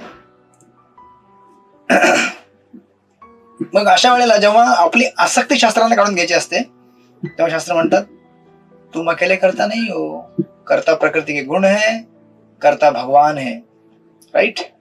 आणि जेव्हा आपल्याला एखाद्या गोष्टीवरती जबाबदारी द्यायची असते, समजा मी काही गुन्हा केला, समजा मी चोरी केली फार मोठी, त्यावेळेला शास्त्र म्हणणार नाहीत कि अरे आप करता नहीं है, नहीं मैं करता हूं. उस समय भले प्रकृति ने मेरा साथ दिया चोरी करने के लिए, भगवान ने सैंक्शन किया चोरी करने दो, लेकिन चोरी किसने स्टार्ट किया है? मेरी इच्छा थी ना चोरी करने की. चोरी करण्याची माझी इच्छा आहे म्हणून मी जबाबदार आहे. तर हे 2 वेगवेगळे प्रसंग वेगवेगळ्याला वापरले जातात आणि हे फॅक्ट्स आहेत. कधी शास्त्र म्हणतात की तुम करता हो, जब शास्त्र को बताना होता है कि तुम्हारी जिम्मेदारी है. और कभी शास्त्र कहते हैं कि आप जिम्मेदार नहीं हो, जब आपकी आसक्ति उस सक्सेस से निकालने के लिए शास्त्र कहते हैं आप जिम्मेदार नहीं हो. आप अकेले की इच्छा हुई तो क्या होगा? आपने इच्छा की कि टेम्पल बहुत बड़ा बनना चाहिए, लेकिन आपकी इच्छा थोड़ी होता है. आपकी इच्छा पूरी करने के लिए मैंने क्या किया है? आपकी इच्छा पूरी करने के लिए मैंने क्या किया है? इतने सारे लोगों को फंड देने के लिए इन्स्पायर किया. राईट. आणि मग प्लस तुमची हेल्थ चांगली ठेवली मी, जेणेकरून तुम्ही जाऊन फंड गोळा करू शकता. भगवंताने सँक्शन. अशा प्रकारे हजारो गोष्टी रिस्पॉन्सिबल आहेत, तुम्ही एकटे रिस्पॉन्सिबल नाही आहेत. अशा प्रकारे कधी आपण करता असतो, कधी आपण करता नसतो. आणि हे कधी असतो कधी नसतो हे आपण वेगवेगळ्या सिच्युएशनला बघितलं पाहिजे. राईट. बोला निवेदा माताजी. हरे कृष्ण. हा बोला. हा प्रभूजी, आता भगवंतानी आपल्याला स्वातंत्र्य दिलेलं आहे, भगवंतानी. पण त्याच्या पण तशी आपली बुद्धी नाही की आपण चांगला करतो की वाईट करतो. मग भगवंताने आपल्याला फ्रीडम दिलेलं आहे, तर मग कारण की आपल्याला माहित नसते ना कोणती गोष्ट ही बरोबर आहे चूक आहे, तर भगवंत बुद्धी पण आपल्याला भगवंतानेच दिलेली आहे. मग ते आपल्याला आपण कसं ठरवणार त्या गोष्टीमध्ये? आता तुम्ही म्हटलं की भगवंताने बुद्धी दिलेली आहे. हा, पण भगवंतानेच बुद्धी दिलेली आहे, पण भगवंताने आपल्याला फ्रीडम पण दिलेलं आहे ना, कसं बघायचं कसं बोलायचं ते आपल्यावर डिपेंड आहे. थोडं कन्फ्युजन वाटतं. कन्फ्युजन आहे, सिंपल आहे. चला तुम्ही समजून घ्या, भगवंताने तुम्हाला बुद्धी दिली की चांगलं करायचं किंवा वाईट करायचं तुम्ही ठरवू शकता. राईट. पण तुम्ही म्हणता की मला कसं कळणार चांगलं करायचं नाही करायचं? बरोबर आहे. हो. ह्याच्याकरता तर शास्त्र दिलेत ना भगवंतानी. भगवंताने तुम्हाला स्वातंत्र्य दिलं, तुम्हाला बुद्धी पण दिली. म्हणजे बुद्धी दिली म्हणजे इन द सेन्स बुद्धी नाही दिलेली, बुद्धी नाही आपल्याला एक तऱ्हेने, म्हणजे दिले पण आपण त्याचा वापर नाही केला. पण तुम्हाला एवढं कळतं की चांगलं करायचं की वाईट करायचं मला समजत नाही काय करायचं. मग भगवंताने म्हणून काय दिलेत? शास्त्र दिलेले आहेत तुम्हाला. भगवंताच्या भक्तांचा संघ दिलेला आहे. भगवंताने आपलं नाम दिलेलं आहे, हरे कृष्णा कृष्ण कृष्ण हरे हरे, हरे राम राम राम हरे हरे. ज्याचा उच्चारण करून आपण भगवंतांकडनं डायरेक्टली मार्गदर्शन घेऊ शकतो. मग तुम्ही म्हणताल की ओके आता शास्त्र तर आहे, तुम्ही म्हणाल की मुझे समझ में नहीं आता, अच्छा करना बुरा करना है, तो भगवान से पूछ सकते हैं ना. तुम्हाला कळलं का? आणि भगवंतांचेच विस्तारित रूप आहेत शास्त्र, भगवंतांचे विस्तारित रूप आहेत भक्त, भगवंतांचे भक्त, भगवंतांचे विस्तारित रूप आहेत अर्चविग्रह किंवा भगवंताचे विस्तारित रूप आहेत तीर्थस्थान किंवा भगवंताचे विस्तारित रूप आहेत वेगवेगळे विधिविधान शास्त्रांमध्ये दिलेले की ये करो वो करो, पुण्य कर्म करो, इससे बुद्धि तुम्हारा अच्छा होगा, तुमको समझेगा क्या करना है क्या नहीं करना है. इनडायरेक्टली इन वन सेन्स आपण भगवंतांना या वेगवेगळ्या मार्गाने ऍक्सेस करू शकतो आणि समजू शकतो की भगवान मुझे क्या करना है नहीं करना है, प्लीज बताओ. क्लिअर? पण कधीतरी असं होतं ना प्रभूजी की आपण आपलं कम्फर्ट बघतो ना की चला हे मला सुविधा आहे, म्हणजे हे सोयीस्कर आहे, हे मी करू शकते, म्हणजे ते म्हणजे मग स्वार्थ त्या पण असतो. वेळेला ती जी स्वार्थी भावना आहे त्याला तुम्ही जबाबदार आहात, कारण तुम्ही ठरवलं ना. आता समजा तुम्हाला माहिती आहे की सकाळी चॅन्टिंग केल्याने चॅन्टिंग चांगली होते आपली, मग आता तुम्ही म्हटलं अरे यार सुबह नींद भी अच्छा लगता है, मजा आता है बहुत, बडा आनंद आता है सोने में. मग आता तुम्हाला ठरवायचं आहे की तुम्हाला चॅन्टिंग करायची की तुम्हाला झोप घ्यायची आहे. त्याला भगवंत जबाबदार नाहीत. भगवंताने सांगितलंय, शास्त्रामध्ये सांगितलं की ब्रह्म मुहूर्त में जप करोगे तो अच्छा जप होगा. तो मैं डिसाइड करता सी. म्हणून बघा तिथे काय दिलेलं आहे, जीवात्मा हा इच्छा करतो आणि म्हणून तो करता आहे. बाकी तर आपण काहीच करत नाही. इन वन सेन्स आपण काही करत नाही, म्हणजे म्हणण्याचा अर्थ असा आहे की सगळ्या गोष्टी भगवंतांनी अरेंज करून दिलेल्या असतात. हे शरीर भगवंतांनी अरेंज करून दिलं, बरोबर आहे. ही प्रकृती भगवंतांनी अरेंज करून दिली. सगळे जे वस्तू आहेत या जगामध्ये आढळणारे भगवंतांनी निर्माण करून दिल्या. आपण फक्त त्याला मॅनिप्युलेट करतो. आपण काही ना दगड घेतली, विटा घेतल्या आणि घर बांधलं, मग आपलं घर झालं का ते? आपण थोडीशी मेहनत केली तर लगेच तुम्ही म्हणता की ये मेरा घर है. अरे उसके लिए पत्थर, ईट, मिट्टी किसने दिया? अच्छा आप बोलेंगे मैंने खरीद के लेके आया. अच्छा आपने कैसे खरीदा? पैसे से खरीदा. अच्छा आपने पैसे कैसे कमाया? मैंने मेहनत किया. अच्छा आपने मेहनत कैसे किया? भगवान ने तुम्हारा दिमाग ठीक रखा है ना, पेट ठीक रखा है ना, हार्ट ठीक से पंप कर रहा है ना, ठीक से सांस चल रही है ना, तभी जाके तुम काम किया ना, तभी शक्ति आया और तभी पैसा कमाया. Go back to the root. और फिर बोलता है मैंने किया, मेरा है. अरे तुम्हारा कैसे है मेरे लाल? सी म्हणून शास्त्रांना खोल जाऊन डेप्थ मध्ये जाऊन समजणे फार जरुरी आहे. तर तुम्हाला त्या दिवशी कळेल की अरे सचमुच यार मैं तो मेरी औकात ही नहीं कुछ भी. आज मैं 16 राउंडर हो गया, कैसे हो गया मुझे मालूम नहीं है. तो तुम्हाला कळेल मैं 16 राउंड करता हूँ, कैसे करता हूँ. मेरे इतना सारा डिवोटी का संघ है, मेरे काउंसलर है, मेरे गुरु है, मेरे मेंटर है, इतना सपोर्ट सिस्टम होने के बाद मुझे लगता है कि स्वरमाला करना चाहिए. अकेले रगत होगा क्या? नहीं होगा. म्हणजे इन वन सेन्स आपण फक्त इच्छा करू शकतो मला चांगलं व्हायचं की वाईट व्हायचं आहे. बाकी त्या इच्छेला फॅसिलिटेट करण्याकरता मग भगवंत आहेत, भगवंताचे भक्त आहेत. पण ती इच्छा जी असते ना एक आपण जे करतो, that's the only critical factor. ते बीज आहे आणि त्या बीजेमधनं संसार एक तर आध्यात्मिक किंवा भौतिक उत्पन्न होईल. कळलं? ओके, अजून कोणाला काय प्रश्न आहे? हे पूर्ण करण्याअगोदर अजून थोडंच राहिलं फक्त त्याच्यामध्ये, मग हा सेक्शन पूर्ण होऊन जाईल. म्हणजे हाच एकच श्लोक ह्याच्यावरतीच पूर्ण होऊन जाईल. असं हे एवढं डेप्थ मध्ये स्टडी करायला लागतं. लोक म्हणतात की गीता 1 साल में पढ़ा दो. कसं संभव आहे? हरे कृष्ण प्रभूजी, हा बोला संगीता काळे मातेजी. प्रभूजी, जेव्हा वाईट इच्छा एखाद्या जीवात्म्याच्या मनात येते मग तेव्हा सुद्धा सेम क्रिया होते का, की प्रकृती सँक्शन, भगवंत सँक्शन आणि प्रकृती? ऑब्विसली. एखाद्या जेव्हा चोराला चोरी करायची आहे, आता चोराला समजा चोरी करण्याकरता मोटर बाईक मध्ये बसून जावं लागेल दुसऱ्या ठिकाणी, किंवा त्याला बंदूक चालवायला लागेल. बंदूक कोणी दिली? बंदूक त्यांनी निर्माण केलेली आहे का? नाही. बाईक त्यांनी निर्माण केलेली आहे का? नाही. किंवा त्याला बुद्धी पण भगवंत देतात की ऐसे जाओ, ऐसे चोरी करो. बुद्धी किसने दिया? अरे हमारा कुछ भी नहीं है. बुद्धि पण भगवंत देतात की ऐसा करो, और चीजों को भी भगवान अरेंज करके देते हैं. सर्कमस्टेंसेस ऐसे अरेंज करके देते हैं, जिस घर में चोरी करने जाएगा उधर वो मालिक सोया होगा खराटे मार के, तो चोर बराबर घुस जाता है. अभी ऐसे घुसो. तुम्ही ते ऐकलं असेल ना, प्रभुपादांचं एक हे आहे की एका घरामध्ये चोर जायचा प्रयत्न करतो आणि तो भगवान प्रार्थना करतो, भगवान आज ऐसा बुद्धी देना मुझे की मैं चोरी कर सकूं. आणि त्या घरामध्ये मालक असतो, तो पण भगवान प्रार्थना करतो, भगवान बचाना मुझे चोरों से, बचाना प्लीज, चोर ना आ जाए मेरे घर में. माता प्रभुपाद म्हणतात की भगवान को कितना तकलीफ है. देखो चोर भगवान को प्रार्थना करता है कि मैं यहाँ चोरी करना चाहता हूँ. उस घर का मालिक प्रार्थना करता है भगवान से, मेरे घर में चोरी नहीं होना चाहिए. अब भगवान किसका सुनेंगे? जिसका प्रार्थना जितना स्ट्रांग होगा उसका सुनेंगे. राइट. जो डेस्परेटली प्रेयर करेल, भगवान त्याला सांगे पास कर, ओके जा जा जा कर ले भाई. ऑफकोर्स त्याला मग त्याचे पास्ट कर्म आणि बऱ्याच गोष्टी मिळून जुळून असतात, पण इन वन सेन्स की म्हणून ना लोक एक गैरसमज आहे की चुकीच्या गोष्टी जेव्हा घडतात ना तेव्हा लोक म्हणतात की अच्छा भगवान करके देते हैं. की अरे भगवान नहीं करते, मेरे लाल समझने की कोशिश करो. कोई भी गलत काम अगर कोई व्यक्ति करता है तो उसके लिए भगवान जिम्मेदार नहीं है. क्यों जिम्मेदार नहीं है? भले एवढं लक्षात ठेवा की संपूर्ण सृष्टी भगवंतांच्या अधीन आहे. या जगामध्ये कुठलीही गोष्ट अशी नाही जी भगवंतांच्या नियंत्रणाखाली नाहीये. आता समजा एक फॉर एक्झाम्पल, आता हे आपला एक देश आहे. आपला हा देश जो आहे तो कोणाच्या अधीन आहे? फॉर एक्झाम्पल आपले पंतप्रधान नरेंद्र मोदी यांच्या अधीन आहे, बरोबर आहे. मग ह्या देशामध्ये जे काही घडामोडी होतात ते सगळं त्यांच्या अधीन आहेत की नाही? अधीन आहेत की नाही? एखादा नागरिक चोरी करत असेल तर त्याला जबाबदार कोण असतात? मोदी जबाबदार असतात का?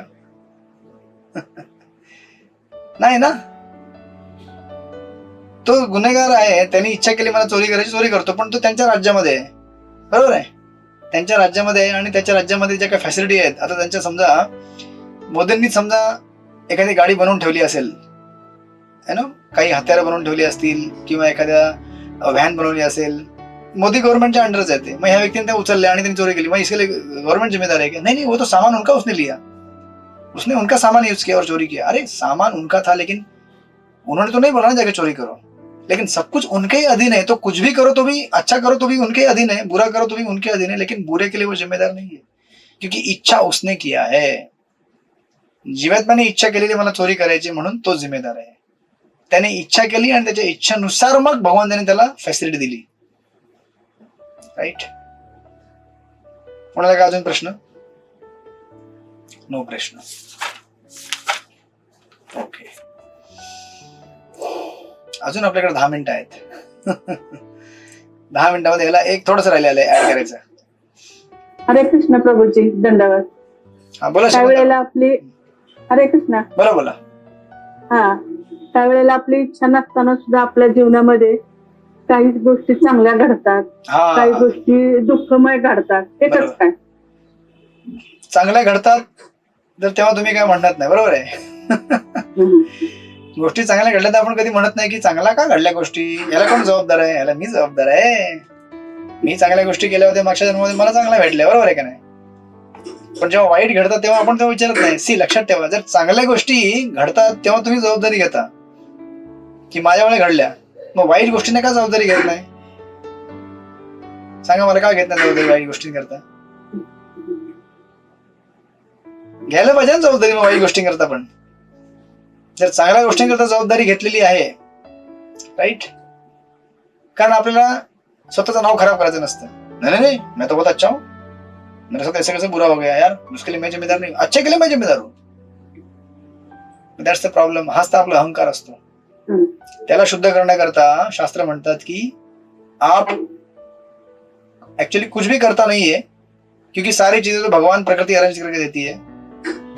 लेकिन अगर ठीक से सोचे और समझे की आपण इच्छा निर्माण करतो आणि त्या इच्छेमधनं मग तुम्ही समजा वाईट इच्छा केली तर वाईट गोष्टी तुमच्यासोबत घडणार, चांगल्या इच्छा केली चांगल्या गोष्टी घडणार. त्याप्रमाणे भगवान त्याला अरेंज करून देतील. मग आता मागच्या जन्मामध्ये आपण जर समजा काही वाईट गोष्टी केल्या असेल त्याचा परिणाम आपल्याला ह्या जन्मामध्ये भेटेल, बरोबर का नाही? आपलं जे पूर्वकर्म आहे मागच्या जन्माचं, त्या कर्माचं फळ आपल्याला कधी ना कधी भोगावं लागणारच ना. अचानक चांगल्या गोष्टी घडतात, कशा घडतात त्या? तुम्ही मागच्या जन्मामध्ये काहीतरी चांगलं केलं असेल तर तुम्हाला प्रत्युत्तर भेटतं, फळ भेटतं त्याचं. त्याचप्रमाणे आपण मागच्या जन्मामध्ये काही वाईट केलेलं आहे त्याचं उत्तर आपल्याला आता भेटतं या जन्मामध्ये.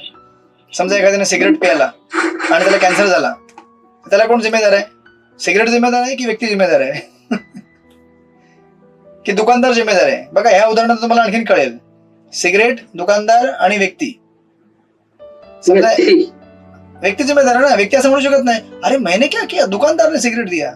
गधे, दुकानदार ने सिगरेट दिया, तूने मांगा तभी दिया ना उसने. दुकानदार जबरदस्ती तुमको थोड़ी सिगरेट दिया, लो पियो करके. अरे लेकिन गवर्नमेंट ने लाइसेंस दे के रखा है दुकानदार वाले को सिगरेट बेचने के लिए, लाइसेंस दे के रखा है, लेकिन तुमको पीने के लिए किसने बोला? गवर्नमेंट ने ये भी बोला था कि सिगरेट पीने से प्रॉब्लम होता है, तो गवर्नमेंट ने लाइसेंस दिया है सिगरेट या दारू बेचने का, दुकानदार भी ऑथोराइज्ड है, लेकिन पीना या नहीं पीना तुम्हारे हाथ में है। आप क्यों जाके पिए उसको? और गवर्नमेंट ने पहले ही बोल दिया कि मत पीना, तकलीफ होती है। लेकिन ऐसे भी कुछ बेवकूफ लोग रहेंगे, इतना बोलने के बाद भी पिएंगे, इसलिए गवर्नमेंट ने बोला दे दो उनको यार, नहीं तो हमको डिस्टर्ब करेंगे फालतू में, इधर पार्लियामेंट में आके हल्ला उल्ला करेंगे, हमको सिगरेट चाहिए सिगरेट चाहिए, कामकाज बंद हो जाएगा पार्लियामेंट का।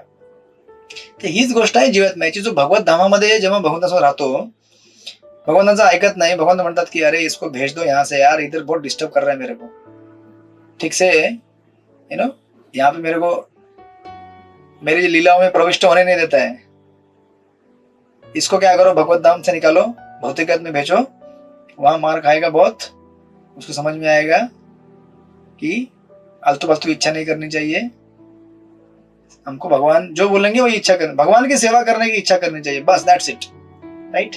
कळलं का तुम्हाला शकुंतला माताजी? आणि लक्षात ठेवा, आपण कधी कधी कसं असतं की लोक काय म्हणतात, नहीं मैंने अच्छा किया होगा इसलिए मुझे जन्म में अच्छा मिला, लेकिन मैंने बुरा किया, मैं ऐसे कैसे स्वीकार कर सकता हूँ मैंने बुरा किया है? ऐसा मैं स्वीकार कर ही नहीं सकता कि मैंने पिछले जन्म में कुछ बुरा किया है, हो ही नहीं सकता। मग त्याला नम्रता लगते स्वीकार करने करता कि मैंने अगर कुछ अच्छा किया है उसका फल मुझे आज मिला है, मैंने बुरा भी किया होगा ना, क्योंकि भगवान तो ऐसे किसी को दंड नहीं देते, भगवान किसी को तकलीफ नहीं देते आपल्याला। चांगलं झालं तरी भगवंतांची कृपा आणि वाईट झालं तरी भगवंतांची कृपा, भगवंतांची इच्छा, हा पण भगवंतांची भगवंतांची इच्छा, पण त्या इच्छेच्या पलीकडे आपली पण इच्छा आहे, राईट? सी दोन गोष्टी असतात, एक शुद्ध भक्ताच्या जीवनामध्ये घडणाऱ्या घटना या वेगळ्या असतात, कधी कधी भगवंत शुद्ध भक्तांच्या जीवनामध्ये कष्ट आणतात, जरी त्याच्या मागच्या जन्मामध्ये काही त्यांनी पाप केले नसले तरी सुद्धा, ती वेगळी गोष्ट आहे, ते भक्ताला भगवत धामामध्ये आणण्याकरता आणखी तेच त्याची भक्ती व्हावी म्हणून करतात ते। एखादा अभक्ताला भगवंत त्याच्या कर्माप्रमाणे रिझल्ट देतात मागच्या जन्माच्या, चांगले किंवा वाईट, पण भक्ताला भगवंत, जसं परीक्षित महाराजांना भगवंताने काय केलं, परीक्षित महाराजांना काय त्यांच्या मागच्या जन्मामुळे शाप भेटला नाही, भगवंताच्या इच्छेमुळे भेटला, भगवंताची इच्छा होती की यांनी लवकर माझ्याकडे यावं। चित्रकेतू महाराजांना शाप भेटला, भगवंताची इच्छा होती त्यांनी माझ्या लवकर यावं, राईट? तर हे वैष्णवांची गोष्ट वेगळी आहे आणि एक जे प्रकृतीच्या अधीन त्यांची गोष्ट वेगळी आहे, लाईक दॅट, अशा प्रकारे, राईट? म्हणून आपण स्वतः एकटे करता नाही होत, राईट? थोडं मला घ्यायचं होतं पण दॅट्स ओके, याचं राहिलेलं एक छोटस पार्ट आहे तो आपण पुढच्या याला कव्हर करूया। कोणाला काही प्रश्न अजून सुद्धा अडलेला आहे, समजला नाहीये, बोलून घ्या, आपल्याकडे अजून 5 मिनिटं आहेत, तुमच्याकडे संधी आहे क्लिअर करायची, जर कळलं नसेल। हा बोला राखी माताजी। प्रभूजी, म्हणजे जे सर्व घडामोडी ज्या सर्व घडतात त्या सर्व आपल्या इच्छेवरच आहे, चालू आहे सगळं? ऑब्विसली आपल्या इच्छेवरती आहे, आपल्या इच्छेनुसार मग त्याप्रमाणे व्यवस्था केली जाते। आता समजा फॉर एक्झाम्पल तुम्ही उद्या हॉलमध्ये गेलात, सत्संग हॉलमध्ये एसी असते किंवा नसते हे कोणावर ठरलं जातं? मंदिर मॅनेजमेंट किंवा नाही। समजा फॉर एक्झाम्पल उद्या तुमच्या मंदिराच्या सत्संग हॉलमध्ये एसी नाहीये, फक्त पंखे आहेत, पण एवढ्या गरमी व्हायला लागली आणि पब्लिक त्याने गोंधळ केला आणि म्हटले आम्हाला जर एसी लावून दिले नाही तर आम्ही काय खरं नाही, आम्ही डोनेशन देणार नाही, उद्यापासून आम्ही मंदिरामध्ये येणारच नाही। तुम्ही डायरेक्टली म्हणणार नाही, इनडायरेक्टली म्हणाल, पण मंदिर मॅनेजमेंट काय म्हणाल, अरे यार इनको दे दो यार, नहीं तो फिर ये भगत लोग जो है ना चैंटिंग बंद कर देंगे, दे दो उनको। तुम्हाला कळलं काय? बरोबर। मंदिर मॅनेजमेंट काय आहे? जस्ट इन्स्ट्रुमेंट आहे। मंदिर मॅनेजमेंट म्हणजे काय आहे? बेसिकली प्रकृती आहे। तुम्ही जे इच्छा करणार त्याप्रमाणे ते सँक्शन म्हणजे व्यवस्था करून देईल ती। प्रसाद में क्या मेनू होना चाहिए, अच्छा मंदिर मैनेजमेंट बोलेगा कि नहीं प्रसाद में सिंपल दाल चावल सब्जी होना चाहिए, बराबर है? पर तुम बोला अरे ऐसा कैसा यार, हम लोग इतना डोनेशन देते हैं, हमको एक पनीर की सब्जी खिला दो, इच्छा, मग ते लोक बोलणार अरे दे दो यार दे दो, भक्त है अपना, कब को सेवा बंद कर देगा। यस प्रभूजी। यस, मग तुम्हाला तुमचा प्रश्न तुम्हाला उत्तर भेटलं का? हा, कार आणि त्याचं पण उदाहरण मला दाखवू शकतो ना, गाडी ड्रायव्हर आणि गाडीचा मालक, म्हणजे गाडीचा मालक समजा भगवंत आहे, ड्रायव्हर आपण आहे आणि गाडी आपली बॉडी आहे, ड्रायव्हरचं मालकच सांगतो ना, इथे गाडी घे तिथे गाडी घे, अशी चालव तशी चालव, त्याप्रमाणे ड्रायव्हर गाडी चालवतो, त्याप्रमाणे गाडी स्मूथ पण चालतो. पण ऍक्सिलेटर आणि ब्रेक आपल्याकडे आहे. तो ते ड्रायव्हर मालकाची तर इच्छा नसली की गाडीचा ऍक्सिडेंट व्हावा करून, बरोबर ते ड्रायव्हरच्या चुकीमुळे होतं ना, की त्यांनी लक्ष दिलं नाही, त्यांनी त्याची बुद्धीचा यूज नाही केला, बरोबर त्यांनी डिसिजन चुकीचा घेतला आणि ब्रेक आणि त्याचा यूज न करून गाडीचा ऍक्सिडेंट झाला. भगवान त्यांची इच्छा नसते ना की चुकीचं काम करावं. येस आपलंच करेक्ट काम आहे की आपण भरकटतो आणि ती चुकीची कामं करतो. त्यात मग गाडीचं ओनरचं काही नसतं, हे त्याच्या मागे हे नाहीये ना, हे काय. बरोबर करेक्ट जे काय ते त्या ड्रायव्हरच मिस्टेक झाली.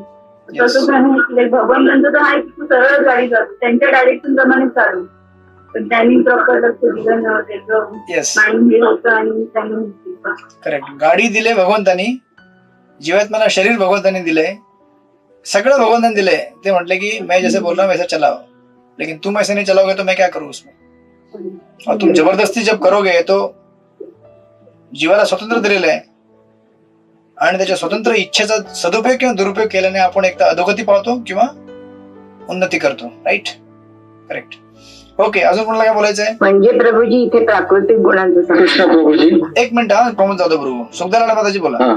हा एक म्हणजे मिनिट आपण जे उदाहरण दिलं याच्यामध्ये प्राकृतिक गुणांचा संबंध आला ना, की आपल्याला चालवायला व्यवस्थित सांगितली गेली पण आपण मी बिंदास चालवेन असं, इथे प्राकृतिक गुण आले ना आपले.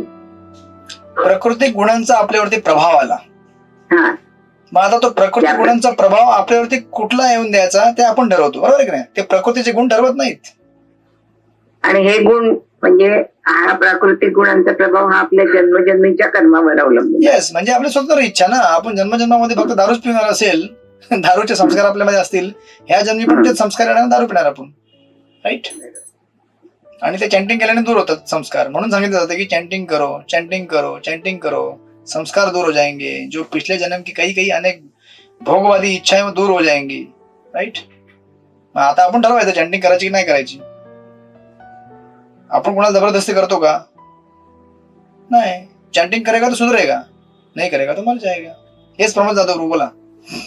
हरे कृष्ण प्रभूजी. हा, एखादं कार्य घडण्यासाठी म्हणजे जीवात्म्याची इच्छा, प्रकृती